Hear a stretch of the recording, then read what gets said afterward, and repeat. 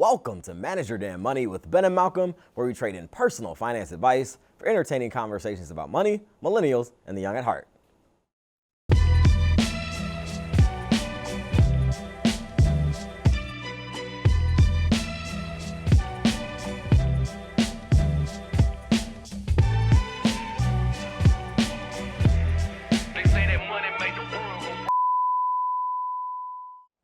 Welcome world to yet another edition of my favorite show about money, Manage Your Damn Money with Ben and Malcolm, my friend, Mr. Ethridge. What is going on with you today? All good, man. I'm just gonna flat out say it's the best show on TV, period. Oh, okay. So yes, it's about money, but it's also about much more, like Redbox and Three Little Girls and all kind of stuff. Absolutely. So it's just my favorite all-around show. Speaking of all the kinds of things that we talk about on the show, it is for both you and myself, it is HBCU homecoming season. You and I both are going back to our alma maters. You're going back to North Carolina A&T. I'm going back to Hampton University. Right. This weekend. Are you excited about it? I am very excited. So I had to miss last year's homecoming, which is something that I never do. Right. So like my feelings were so hurt. And frankly, I forgot about it for like 2 seconds until people started talking about this year's homecoming last year. Because, as soon as homecoming's over, all everybody starts talking about is next year's homecoming. Right, absolutely. So I'm like super excited. Okay. I have one issue that I have with this homecoming season. And granted, it's in part because my whole life situation is different. Okay. But homecoming costs have gotten outrageous. How so? It used to be like you just go back and like maybe you buy a party or two. But now, at least at my school, it's to the point where they're selling spots at the actual tailgate. And people are taking the opportunity to buy a space in the parking lot, and then they deck out that space with a tent, liquor, and everything else, and then sell you a ticket to be in that space once you arrive. So we're not really friends then. Right. I've been referring to it as a big money grab, where people are like trying to throw all these different events and like events adjacent just to make money. And I'm just that like, might mean you went to the wrong school. Frankly, I can't say 100% sure. Sir. But I'm pretty confident that doesn't happen at A&T. Sir, don't, what is it called? Project your feelings on me, sir. No, I'm not projecting. I'm thinking, I've never heard of such a thing happening at A&T. It's like if you're here, whether I actually have ever met you or not, in this moment, you and I are family. Okay. So if there's fried fish left, by all means, get down on these victuals. Indeed. So I don't know. I'll see. I'm going to look out for that this time and come back and report. I've just never heard of such selfish behavior. That's not the Aggie way. Excellent. So me and Malcolm are going to be rolling down the road to our respective schools this weekend. We'll tell you about it next time we record. But as we do on every episode of Manage Your Damn Money, it is now time for headlines. Bunk beds are renting for $1,000 as the housing crisis spins out of control. This was a September 2019 piece on the Huffington Post by Catherine Smith. In the midst of an affordable housing crunch, people are trading privacy for a place to live. Ashley Shannon can fit all her earthly possessions into a suitcase and a duffel. The 23-year-old got rid of all of her stuff when she moved to Kansas to Los Angeles after college. For much of the past year, Shannon has lived at an upscale hostel called Podshare, paying $1,000 a month. Let's remember that, $1,000 a month, less than half the average cost of a one-bedroom apartment in the city, for a bunk in a larger room occupied mostly by other young people. For that, she gets free utilities, basic toiletries, coffee, food staples like peanut butter and ramen noodles. That is not a staple. Staffers living on site. It's so sad, it's funny. Right. Staffers living on site clean up after guests and even cook meals with them, and the guests come from all over. New York, Venezuela, Japan. They share bathrooms, a kitchen, and common rooms, Malcolm. First question, though, before I go on, what was your initial reaction when you first read this piece? It sounds like utter foolishness. $1,000 is a lot of money. It is. To shell out every month, right? Absolutely. $12,000 a year that you're paying somebody to live like this, right? Like when I looked online at the photos that go along with this story. Absolutely. It looks like an upscale jail. Like, I can't imagine paying somebody money to go to jail. Without bars. Which is essentially, right, so you're allowed to come and go as you please, but when you leave, somebody might take your stuff. And the thing so had it's a basically cushion. jail. Right. Like, I can't imagine, my first reaction to this whole article, like you said, because I was reacting to the article, the amount people are paying, and the visuals are striking. Because it's literally it's like you said, it's a prison bunk with a mattress, and then maybe you have like a little shelf for a couple things. And then the picture showed multiple people in their bunks, like on their laptop, reading a book, you know.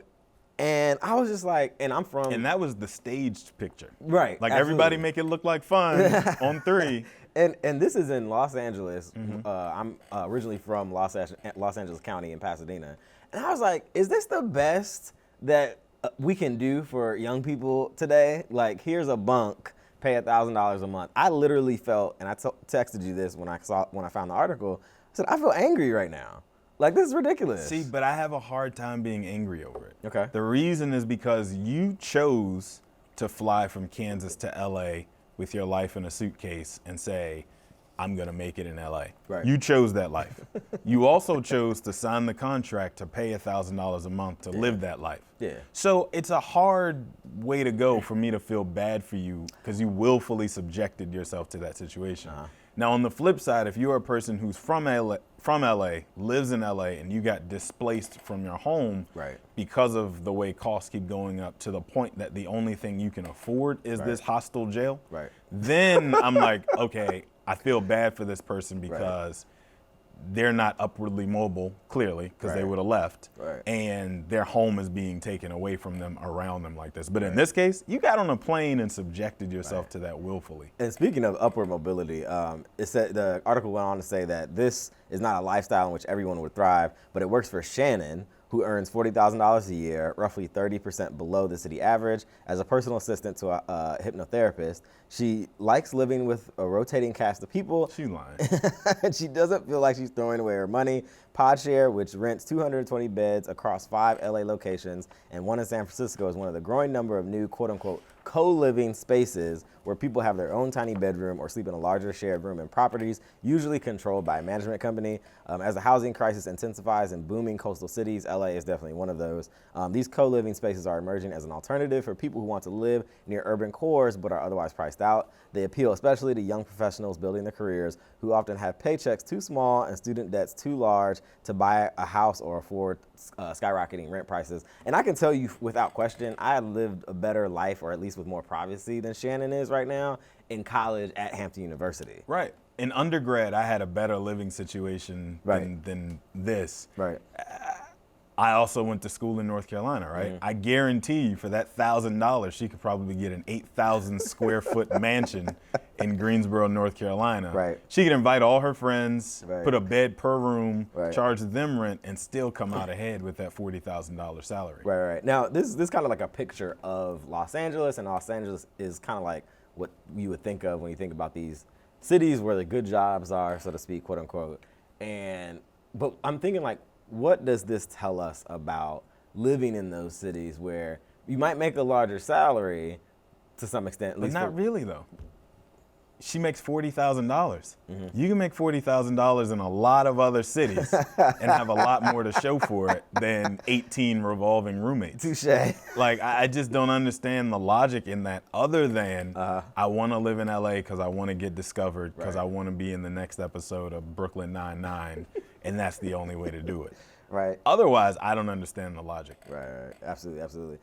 Is this what young millennials and Generation X can expect for housing, like a continued degradation, so to speak, of their living arrangements in this way? I don't think so, because we're also seeing. So do you remember how old she was in this? She was 23. Shannon? Right. So 23 is about 6 or 7 years away from saying this is some foolishness. I can't believe I've been doing this long. There are other words for that. It is time to go. Right. Because there are other words that we can't say on public TV. Right. But what'll happen is, I'm noticing this with my own friends, and I've also read about this trend, quote unquote, a million times, where older millennials like us are growing up and saying it doesn't have to be like this, right? Like, it's been fun to live in DC, New York, San Francisco, wherever. But I'm out. because I'm going to Nashville where I can actually afford a home and afford to be a grown-up because in these places I can't function the way grown-ups function. Maybe I'll come back one day when I make a little more upscale money, but probably not. Right, absolutely. Speaking of older millennials, a friend of mine actually refers to us, or those who identify as that, as elderly millennials. And I'll take that. I thought it was like a great use of the word. But I want to remind people you can always catch past episodes of Manage Your Damn Money as a podcast on Apple Podcasts, SoundCloud, Stitcher, Google Play, and Spotify. And please, please, please leave us a rating or a review on any of those platforms. It helps more people catch the show. If you have a topic or a question you want us to cover, send it to us, info@manageyourdamnmoney.com. And of course, you can always follow us on social media. My handle's @MYDM1. Malcolm, what's yours? @Malcolm on Money. You can always catch us on Facebook, facebook.com/manageyourdamnmoney. This is MYDM with Ben and Malcolm. We will be right back.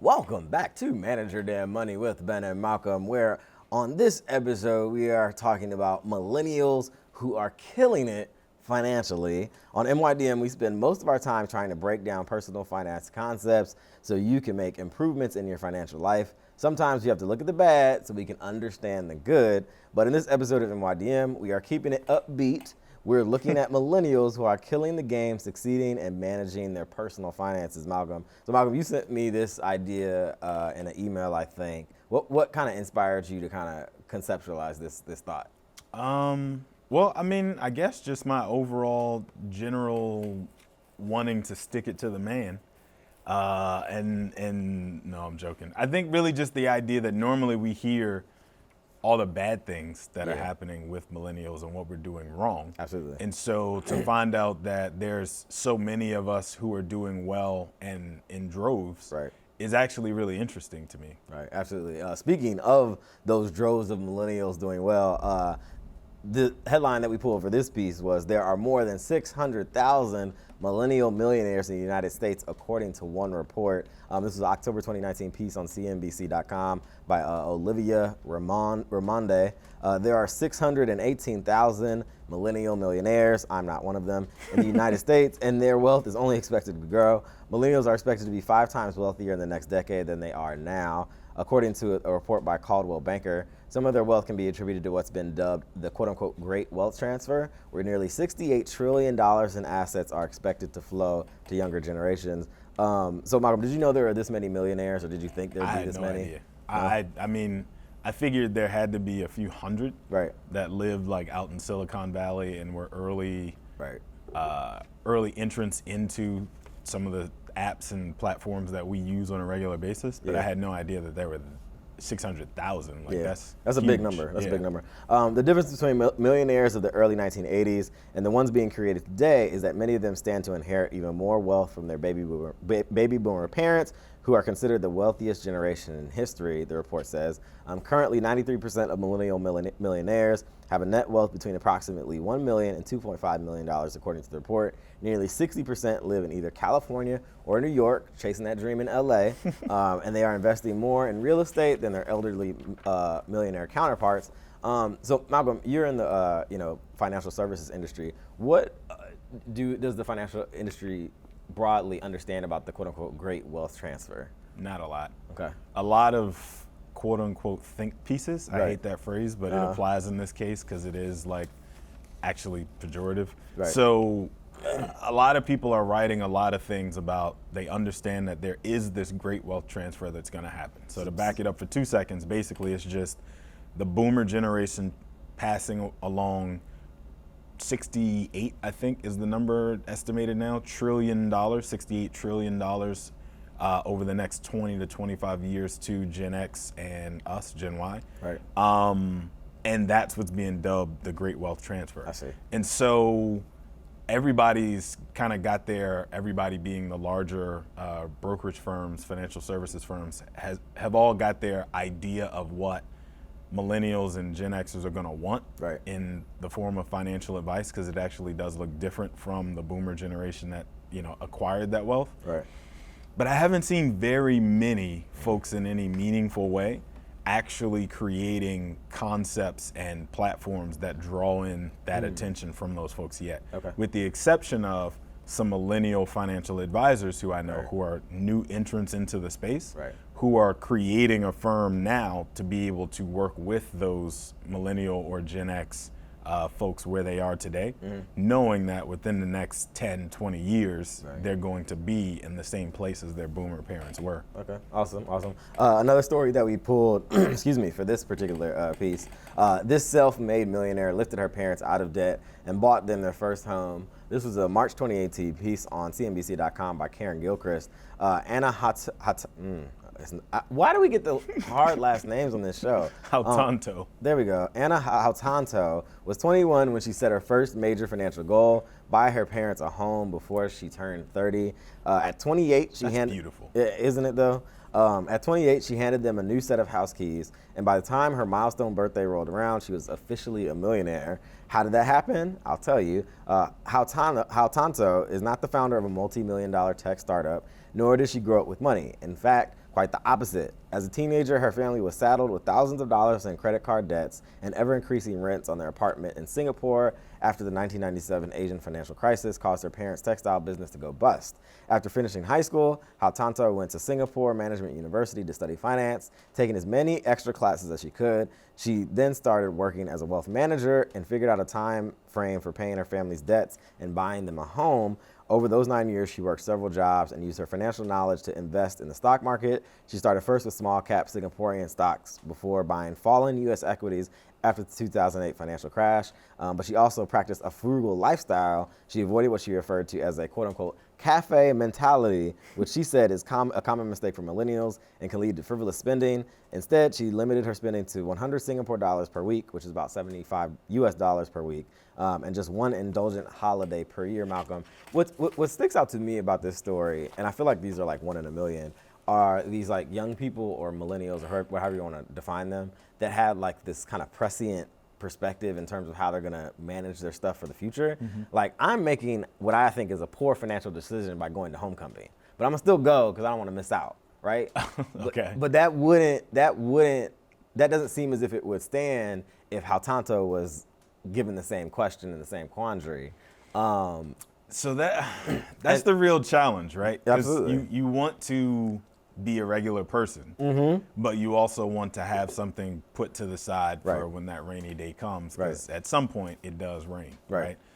So that's kind of the challenge that I think a lot of people struggle with, because Right. a lot of times it probably sounds to you as you listen to all these different pundits Right. in the financial services space talk, it sounds like you can only have one or the other. Right. You can only have a frivolous lifestyle or you can have a super frugal lifestyle, working multiple jobs, living on $75 a week, right. and that's it. With very little joy, if any. I like to believe there's a happy medium. Mm-hmm. I personally, despite what a lot of people assume and a lot of what some of my friends tend to think, I'm really not all that cheap. Right. I'm just not frivolous either. Right. Like I'm going to homecoming too. Right. Like I'm springing for a few $100s to have fun this weekend. Right. But I'm also not frivolous in the sense that I'm not buying bottles. Right. Or doing the whole table thing and all that. I'm not buying any new outfits to go. Like I have plenty of clothes. So I bought one. Here you go. I limited myself. Here you go. It was just that's the pants floodgates. and the top. That was it. Okay. Not doing no more. I'm gonna check back in with you after that's the it. weekend. I'm okay. out. But anyway, continue. But so you know what I mean? But you get what I'm saying. Like I want to be at the event, but I don't need to be the best dressed. Like, dude, I'm married. Like I'm good. Like I probably won't buy any new shoes this year. Won't buy any new jeans this year. Right. Like. For what? Right. So at the end of the day, I think there's a way to live in the middle somewhere where you still get to enjoy life and experience things, but you don't have to have all of the things. Right. What's also interesting though too is it seems like kind of moving away even from like the frugal versus not and frivolous and whatever. She also seems to have had a plan much earlier on in terms of how she was going to direct her career. Yeah. She got into a line of work that was able to pay her a certain amount and was, forward thinking. And I mean, the story saying that she bought U.S. equities and stocks after the financial crisis of 2008. I mean, that's some really like forward looking, that's amazing. Yeah. Right. And you have to already have known that that's the place to put point. that money. Right. Yeah. And that's the kind of thing that I think is like always interesting to see, but you don't necessarily always have that knowledge at this stage to know what to do.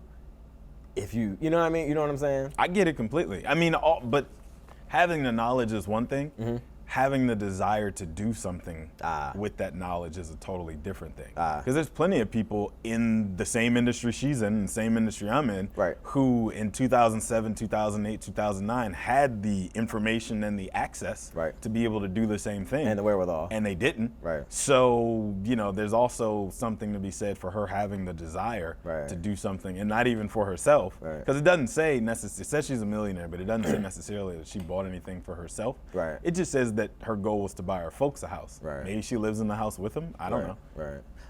Kind of pulling back a little bit, and this will be my last question before we go to another music break. How is it different? We talked about inherited wealth and earned wealth, and it sounds like this young lady's it was more on the earned side. And she didn't even have to have a wicked jump shot. Right. In order to pull it off. Like, that's the amazing thing about it to me as I read that. Okay. Is like she's not a pro athlete or an entertainer or anything like that. She didn't found a tech startup that made it big. Right. She's a regular person. Right. Indeed. Does it make a difference in how we understand their wealth based on having earned it versus it being passed down? 100%. Okay. I think we tend to mentally discount people who come into wealth because it was family generated Absolutely.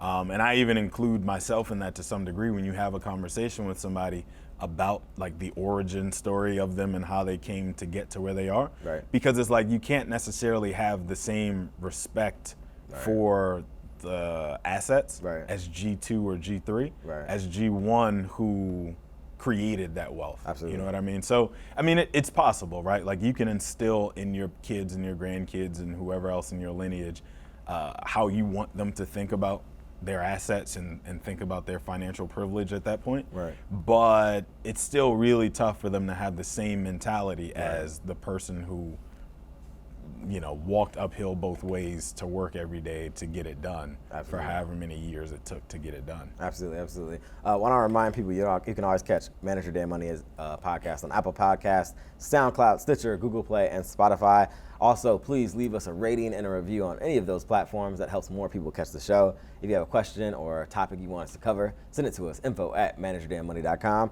And of course, you can always follow us on social media. My handle's @MYDM1. Malcolm, what's yours? @MalcolmOnMoney. You can always catch us on Facebook, facebook.com/manageyourdamnmoney. Speaking of homecoming, real quick, did you get any hey stranger text? I did not. I didn't want you to answer that. We'll be right back on Manage Your Damn Money.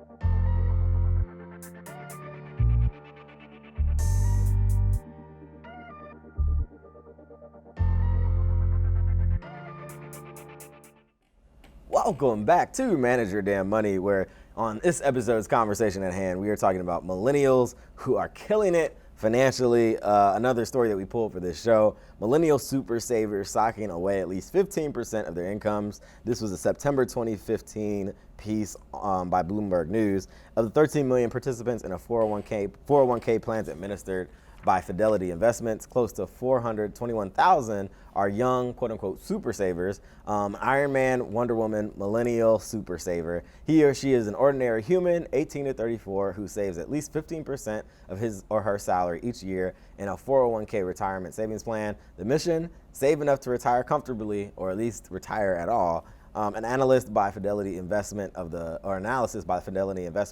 13 million participants in 401k plans it administers found close to 420,000 of these young super savers, as Fidelity calls them, accounting for almost 20% of the millennial savers in Fidelity's database.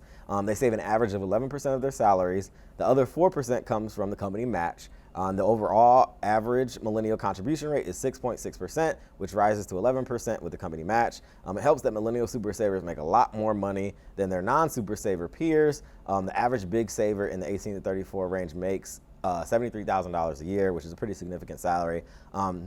That's not investment banker money, but it's a nice compare when you compare it to $46,000 a year on average from non-super savers.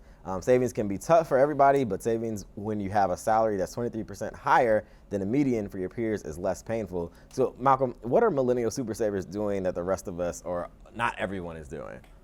I think it's just the discipline / commitment to setting that threshold, right? Like the whole pay yourself first mentality is shown through those statistics you just read through. Right. Because if my focus is I want to make sure that I get 15% of my income into my 401k every single year, and that means I've at least got to contribute like 10%, let's say myself, to get the match to do it, then I've now committed to paying myself 10% first before any and everybody else gets anything.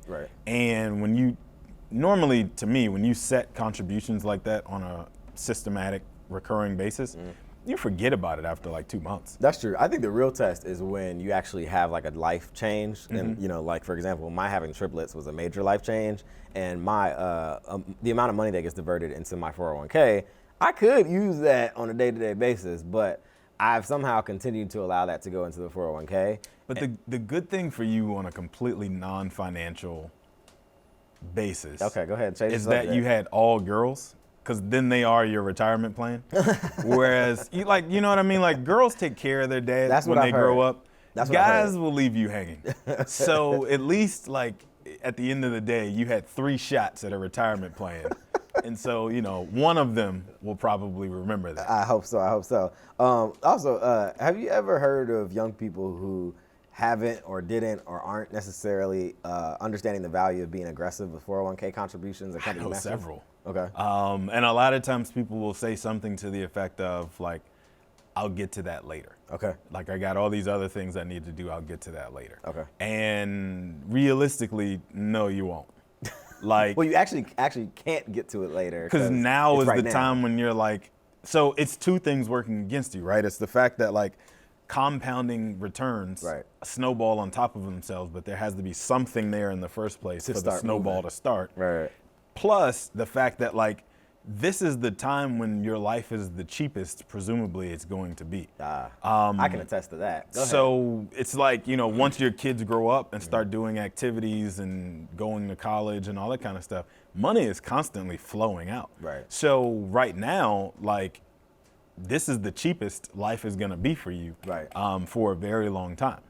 So it's 2 things working against you simultaneously when you make that argument. How do you convince people to actually do it? Like people who are our age or younger, like, I don't know. I've kind of given up, to be honest with you. Like, the folks that legitimately are like, I want to do better, and if I knew better, I would do better, so tell me how.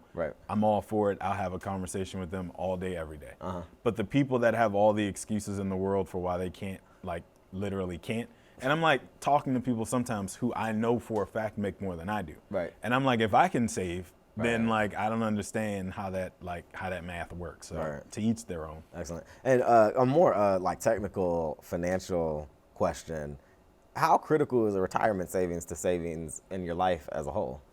So, I mean, that's kind of the rub that people come into quite a bit, where it's like, where is the top?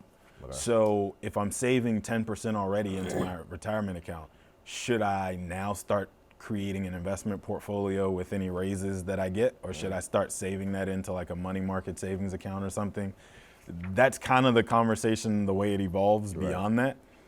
It really is a one-off thing for how you anticipate retirement to look. Like if you're one of these millennials who follows the FIRE, financial independence, retire early movement, then maybe you don't want everything you have in a retirement account because you're going to retire at 40 and you won't be able to touch any of those funds without paying taxes until 59 and a half. Right. If you're a person who, like me, thinks they'll probably be 80 before they really consider retiring, then maybe it doesn't matter to you so much if it's in a IRA or a 401k or whatever. So it just depends, I think, on your outlook for your life. You showing up to whatever office they let you come to at the age of 80 is a hilarious thought. I'll just work from home. But I mean, like, legitimately, I don't see myself wanting to be retired until, like, people are like, dude, you just showed up here in your bathrobe. You gotta go home. Like, when people are calling my wife saying, can you come get him? Then I'll know it's time to hang it up. Until then, like, I have no interest in, like. Okay, very good. And another story that we have real quick, a 28-year-old who banked $250,000 says this mental shift is the key to saving money. This was an August 2018 piece on CNBC's Make It by Kathleen Elkin. One Minneapolis-based millennial who goes by the pseudonym Sean is doing far better than average. The 28-year-old had managed to sock away $256,000 as of July 2018. He reports on his blog and expects to have enough in the bank to retire comfortably by Malcolm, the age of 37.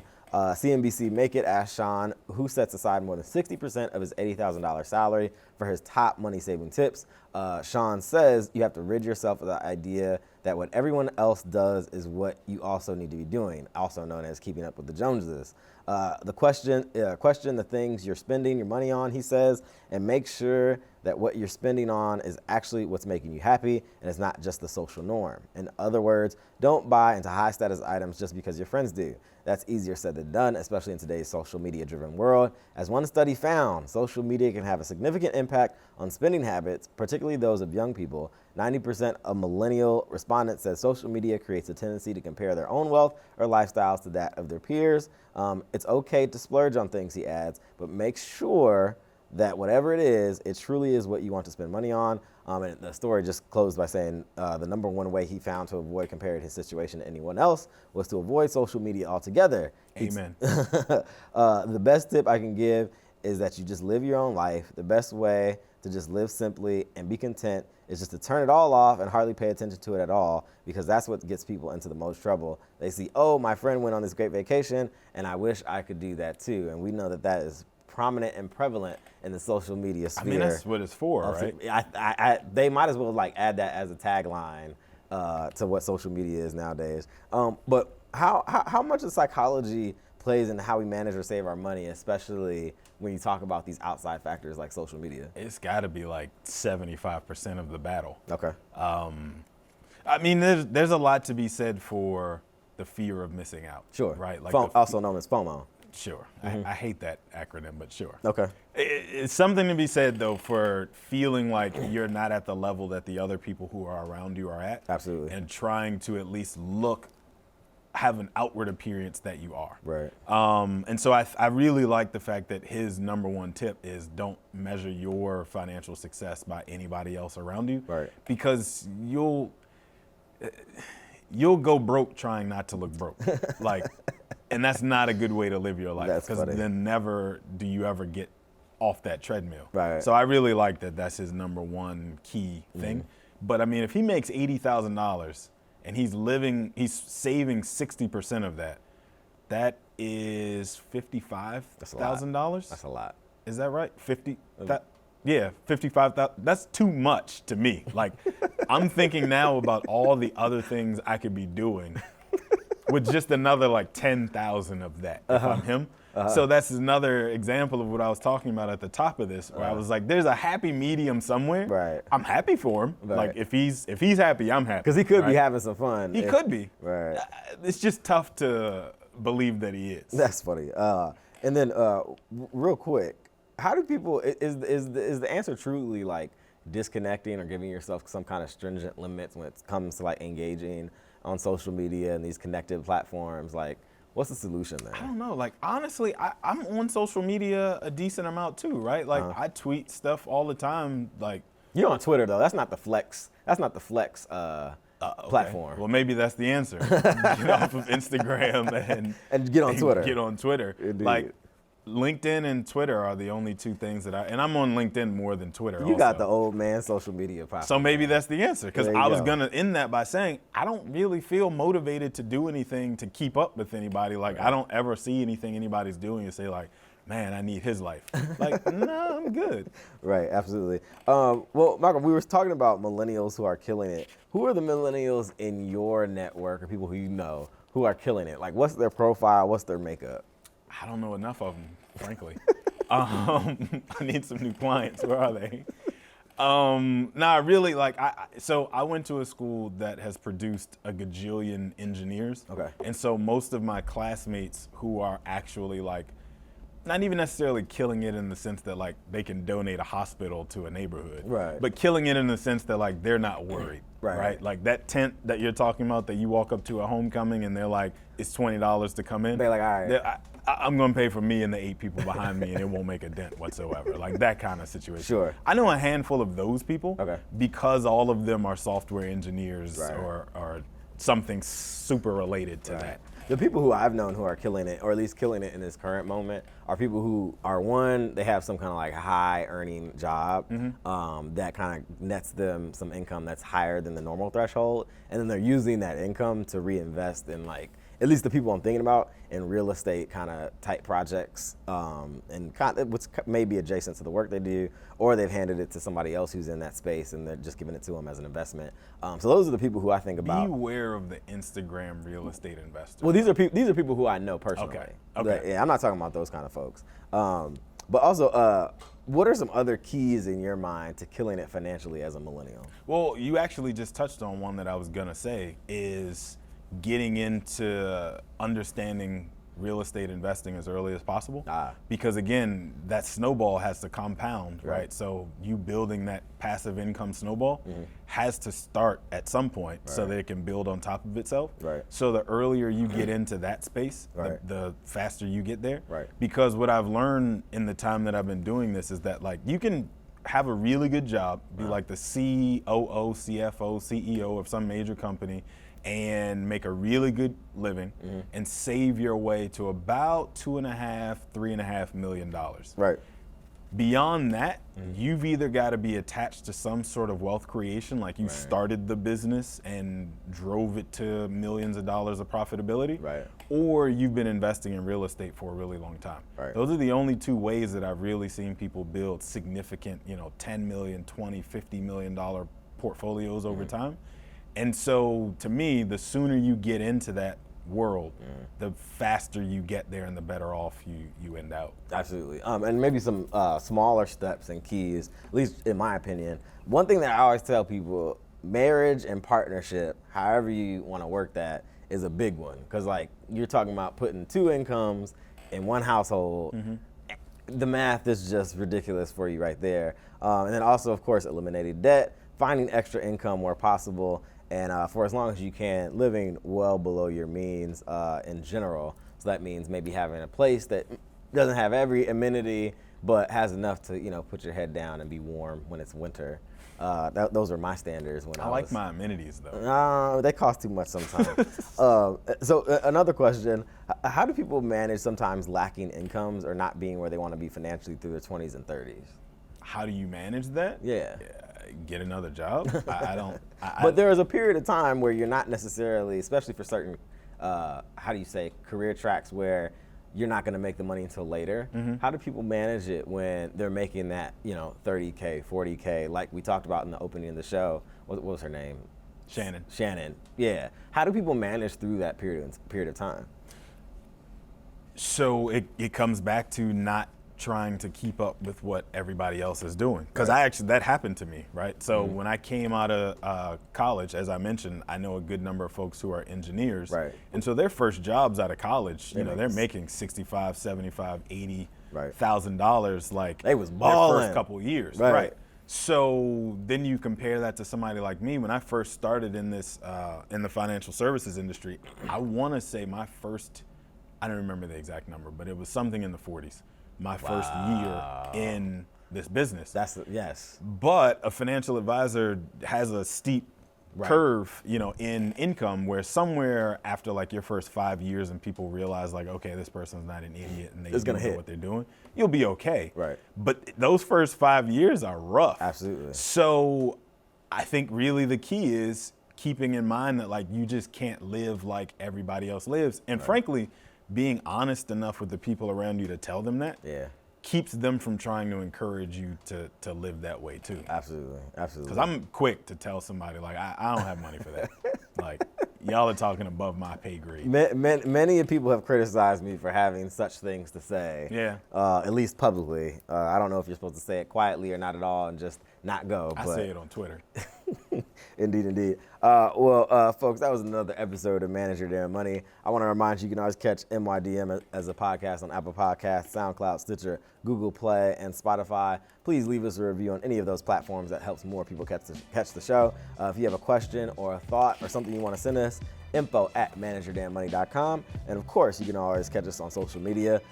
My handle is @MYDM1. Malcolm, what's yours? @MalcolmOnMoney. And that's on Instagram and on Twitter. And of course, you catch us on Facebook, facebook.com/manageyourdamnmoney. Of course, once again, thanks to our friends here at Montgomery Community Media for their amazing hospitality and another amazing show. Until next time, be good with your money. Peace. Peace.